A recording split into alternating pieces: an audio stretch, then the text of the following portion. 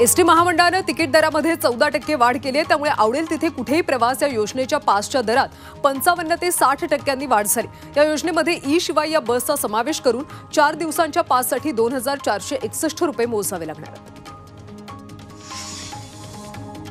देशामध्ये digital payment करणाऱ्यांची संख्या कमालीची वाढली आहे। गेल्या वर्षभरात गुगल पे, फोन पे, पेटीएम अशी माध्यमं वापरणाऱ्यांच्या संख्येमध्ये 11.11% वाढ झाली। कारची आरसी आणि ड्रायव्हिंग लायसन्स आता आधार कार्डशी जोडलं जाणार आहे। वाहतुकीचे नियम मोडणाऱ्यांवर आणि बेशिस्त वाहन चालकांवर कारवाई करण्यासाठी हे अधिक सोपं असणार। समुद्र किनाऱ्यांवर तटरक्षक दलाकडून ड्रोननं नजर ठेवली जाते। ड्रोनच्या मदतीने गेल्या वर्षभरात तटरक्षक दलानं 6000 किलोचे अंमली पदार्थ पकडले। त्यामुळे आणखी गस्त वाढवण्यासाठी प्रयत्न सुरू आहेत। ईपीएफओने आपल्या सदस्यांना दिलासा देण्यासाठी एक नवीन नियम जारी केला। खासगी माहिती अपडेट करण्यासाठी प्रोसेस आणखी सोपी करण्यात आली। या निर्णयामुळे पेंडिंग रिक्वेस्ट असलेल्या 3.9 लाख सदस्यांना लाभ मिळणार आहे। सदस्य कोणतेही दस्तावेज जमा केल्याशिवाय आपली खासगी माहिती एडिट करू शकणार आहेत। पिंपरी चिंचवड महापालिकेचं आगामी आर्थिक वर्षाचं अंदाजपत्रक काही दिवसात सादर केलं जाणार आहे। महापालिका पर्यावरणाचं स्वतंत्र अंदाजपत्रक सादर करणार आहे। पर्यावरणाचा समतोल राखण्यासाठी महापालिकेने हे पाऊल उचललं। क्लस्टर शाळांबाबत अद्याप कोणताही धोरणात्मक निर्णय सरकारने घेतलेला नाहीये। या क्लस्टर शाळांमध्ये लहान मोठ्या 15,000 सरकारी शाळांवर कुऱ्हाड पडण्याची शक्यता आहे। मात्र तुर्तास कोणताही निर्णय न झाल्यानं शाळांना दिलासा मिळाला। वाशिमच्या रिसोडमध्ये जलजीवन मिशन अंतर्गत सुरू असलेले काम 2 वर्षांपासून रखडलंय। त्यामुळे नागरिकांना पाणी टंचाईचा सामना करावा लागतोय। रखडलेलं काम तातडीनं पूर्ण न झाल्यास ग्रामस्थांनी आंदोलनाचा इशारा दिला।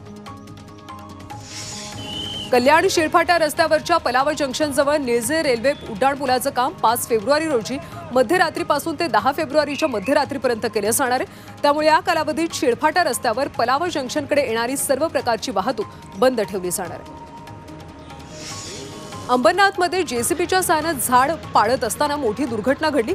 गॅस एजन्सी कर्मचाऱ्याच्या डोक्यात झाड पडल्यानं कर्मचारी गंभीर जखमी झाला।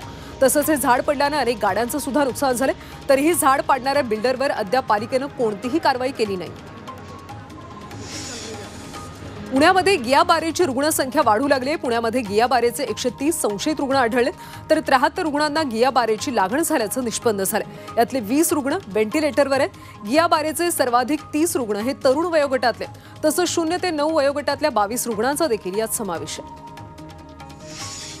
पिंपरी चिंचवडमध्ये गियाबारेचा पहिला बळी गेलाय। एका 36 वर्षीय तरुणाचा गियाबारेमुळे मृत्यू झाला। मृत तरुण हा पिंपळे गुरवचा रहिवासी होता। त्याला 21 जानेवारीला मनपाच्या वायसेम रुग्णालयात दाखल करण्यात आलं होतं। उपचारासाठी आला तेव्हापासून तो व्हेंटिलेटरवर होता। दारू पिल्यानं कर्करोग होऊ शकतो, त्यामुळे दारूच्या बाटल्यांवर इशारा देणारे लेबल लावण्याची याचिका मुंबई उच्च न्यायालयात दाखल करण्यात आली। केंद्र सरकार, राज्य सरकार, भारतीय अन्न सुरक्षा यांना लेबल लावण्याचे निर्देश द्यावेत अशी याचिका दाखल करण्यात आली। गडचिरोलीच्या भामरागडमध्ये अतिदुर्गम नेलगुंडा इथं नव्या पोलीस ठाण्याची निर्मिती करण्यात आली। छत्तीसगड सीमेपासून फक्त 600 मीटर अंतरावर हे पोलीस स्टेशन आहे। पोलीस दलाच्या वतीने अवघ्या 24 तासात हे पोलीस स्टेशन उभारण्यात आले। आदिवासी महिला ग्रामस्थांच्या हस्ते याचं लोकार्पण करण्यात आलं।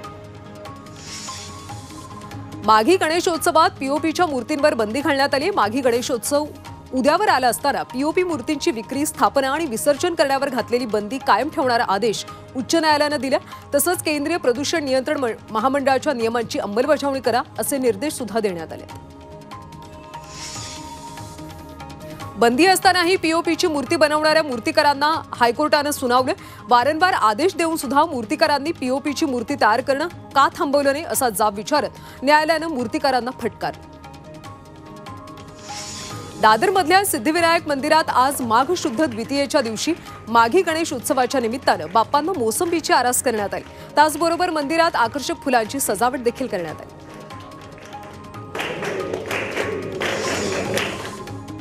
कुंभमेळ्यातल्या चेंगराचेंगरीनंतर उत्तर प्रदेश सरकारला आता खडबडून जाग आली। कुंभमेळ्याला येणाऱ्या भाविकांसाठी आता व्हीव्हीआयपी पास रद्द करण्यात आले, तर वाहनांना देखील प्रवेश बंदी केली। यासाठी 5 उपाययोजनांची आखणी करण्यात आली। आता संपूर्ण कुंभ परिसर हा नो व्हेइकल झोन असणार। कुंभमेळ्यामध्ये उत्तरेकडच्या झारखंड, बिहार, उत्तर प्रदेश आणि मध्य प्रदेश या राज्यांमध्ये मोठी वाहतूक कोंडी झाली। मोठ्या प्रमाणात गाड्या प्रयागराजमध्ये येत आहेत, त्यांना जिल्ह्यांच्या सीमेवरच रोखून धरले। येत्या 4 फेब्रुवारीपर्यंत हे नियम लागू असतील अशी माहिती पोलीस अधिकाऱ्यांनी दिली। पुण्यातून प्रयागराजला थेट विमानसेवा सुरू करण्यात आली। ही विमानसेवा पुण्यातून दिल्ली ते प्रयागराज अशी असणार आहे। 28 फेब्रुवारीपर्यंत ही उड्डाणं सुरू राहतील। अकासा एअरलाईननं पुणे, हैदराबाद, बंगळुरू आणि अहमदाबादमधून प्रयागराजसाठी विमानसेवा सुरू केली आहे। भारतीय रेल्वेमध्ये चादरी, टॉवेल आणि इतर साहित्याची चोरी वाढल्यानं रेल्वे प्रशासनानं नवीन मार्गदर्शक तत्त्व जाहीर केले। वर्षभरामध्ये 3 लाख टॉवेल, 18,000 बेडशीट चोरांनी लंपास केले। तर रेल्वेकडून प्रवाशांना रेल्वेच्या मालमत्तेचा योग्य वापर करण्याचं आवाहन करण्यात आलं आणि प्रवासानंतर साहित्य परत करण्याचा सल्ला देखील दिला। पंढरपुरातल्या भीमा नदीकाठी गहू शेतीच्या लागवडीत वाढ झाली। ऊस शेतीमध्ये अडचणी येत असल्यानं शेतकऱ्यांनी पीक पद्धतीत बदल केला। गव्हाच्या लागवडीपासून काढणीपर्यंत 100 दिवसांचा कालावधी लागत असल्यानं शेतकरी आता गहू पिकाकडे वळलेत। वाशिममध्ये नाफेडच्या सोयाबीन खरेदीला 8 फेब्रुवारीपर्यंत मुदतवाढ देण्यात आली। नोंदणी केलेल्या बऱ्याच शेतकऱ्यांनी सोयाबीन मोजणी अद्यापही बाकी असल्यानं सोयाबीन खरेदीची मुदत वाढवली, त्यामुळे शेतकऱ्यांनी समाधान व्यक्त केले। मधुमाशी पालनात शेतकऱ्यांनी सहभाग वाढवावा असं आवाहन अहिल्यानगरमधल्या कृषी विभागाने केले। मधुमाशी पालनाला मोठी संधी असून शासनाच्या पोखरा योजनेचा दुसरा टप्पा सुरू होतो, त्यामुळे या योजनेचा लाभ घेऊन शेतकऱ्यांनी मधुमाशी पालन करण्याचं आवाहन केलं जातं। बदलत्या वातावरणाचा फटका ऊसाच्या गाळपाला बसतोय। गाळप हंगाम अर्ध्यावर आलाय। गेल्या वर्षीच्या तुलनेमध्ये आता 83 लाख टन ऊसाचं गाळप कमी झालंय, तर साखरेचं उत्पादन सुद्धा 108 लाख क्विंटलनं कमी झालं।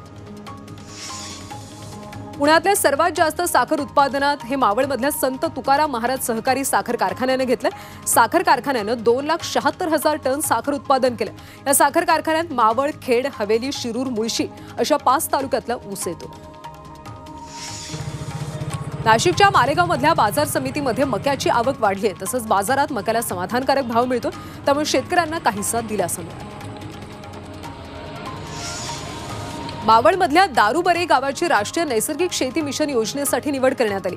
सेंद्रिय शेतीला प्रोत्साहन देण्यासाठी हे मिशन राबवण्यात येते, तर दारुबरे गावात पुढच्या 3 वर्षांसाठी ही योजना राबवली जाणार आहे, त्यामुळे दारुबरे ग्रामपंचायत कार्यालयातल्या सर्वांना या योजनेबाबत मार्गदर्शन केलं।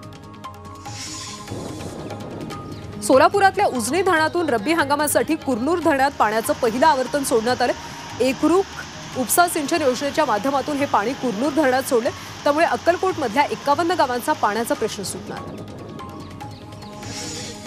अकोल्यामध्ये पाणी फाउंडेशन शेतकरी गटाकडून जैविक कंपाऊंड पाहणी अभ्यास दौरा आयोजित करण्यात आला। या अभ्यास दौऱ्यामध्ये 300 महिलांनी सहभाग नोंदवला। जगन बगाडे यांनी आपल्या 30 एकर शेतीला कॅक्टर्सचं जैविक कुंपण लावलेलं आहे। या कुंपणामुळे उपस्थित महिलांनी शेताला कुंपण लावण्याची प्रेरणा घेतली। मावळमध्ये संत तुकाराम महाराजांच्या जन्म सोहळ्यानिमित्त प्राणायाम आणि योग साधना शिबिराचं आयोजन करण्यात आलं। हे शिबिर देहूच्या वैकुंठ गमन मंदिराच्या प्रांगणात वसंत पंचमीपर्यंत ठेवण्यात आलं। या योगामुळे ग्रामस्थांना आरोग्याची परवडी मिळाली।